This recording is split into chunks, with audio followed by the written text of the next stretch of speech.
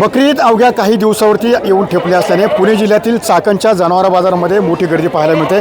मी सध्या आलो आहोत पुणे जिल्ह्यातील चाकण या ठिकाणी खेड कृषी उत्पन्न बाजार समितीचं हे जनावरांचं बाजार आहे आणि याच ठिकाणी खरं तर ईदच्या पार्श्वभूमीवरची मोठी गर्दी आपल्याला या ठिकाणी पाहायला मिळते।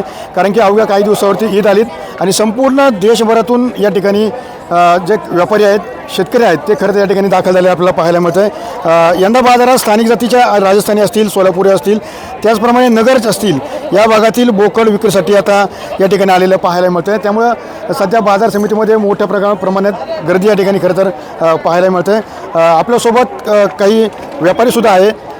मला सांगा की ज्या पद्धतीने तुम्ही आज कुठला आलात आणि काय सध्या तुम्ही? सांगली जिल्हा पोलोसवरून आलो आहे। आमची खरेदी विक्रीचा व्यापारच आहे। आम्ही ईदपासून बकरी ईदला चाकण बाजारला येतोय। आजचा आमचा 3रा-4था बाजार आहे। अतिशय छान पद्धतीनं या बाजारचे नियोजन आहे।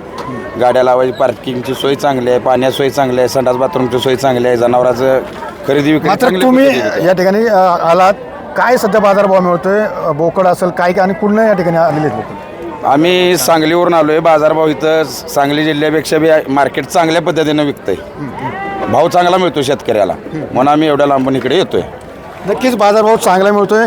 आपल्यासोबत बाजार समितीचे सभापतीसुद्धा आहे। खरं तर कशा प्रकारे सध्या शनिवारचा चाकणचा बाजार मोठा भरला आहे, काय उलाढाल होती आणि काय बोकडांची किमती असणार आहेत? साधारणपणे आपण बघितलं असेल या परिसरामध्ये बकरीच्या पार्श्वभूमीवरती हा अजून एक बाजार बकरीच्या पार्श्वभूमीवर आहे।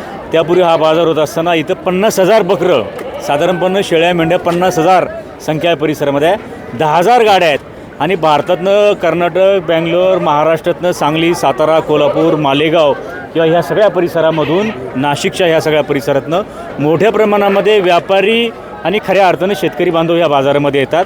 आजचा हायेस्ट रेट जो आहे एका बोकडाचा तो 1 लाख रुपये आहे आणि आजची उलाढाल साधारणपणे 7 ते 8 कोटीची उलाढाल या बाजारामध्ये होणार आहे।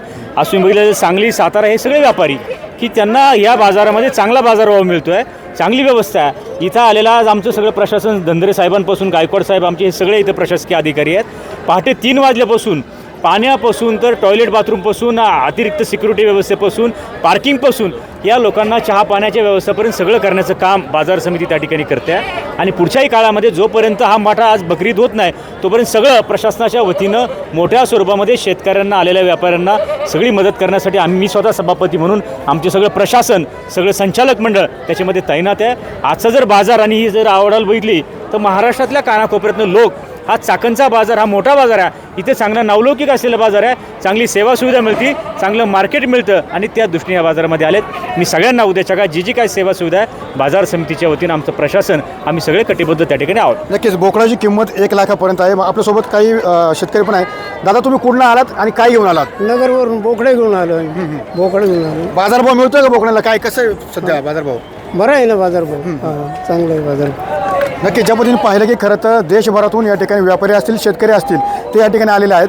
मात्र जो बोकड असेल किंवा शेळी असेल त्याच्या वजनावरून आणि त्याच्या जातीवरून खरं तर या ठिकाणी भाव होताना आपल्याला पाहायला मिळत आहे। मात्र एकंदरीत चाकणच्या बाजारामध्ये 7 ते 8 कोटी रुपयांची उलाढाल होताना या ठिकाणी पाहायला मिळत आहे। त्यावर अभिषेक स्वामी सुनील, TV9 मराठी, चाकण, पुणे।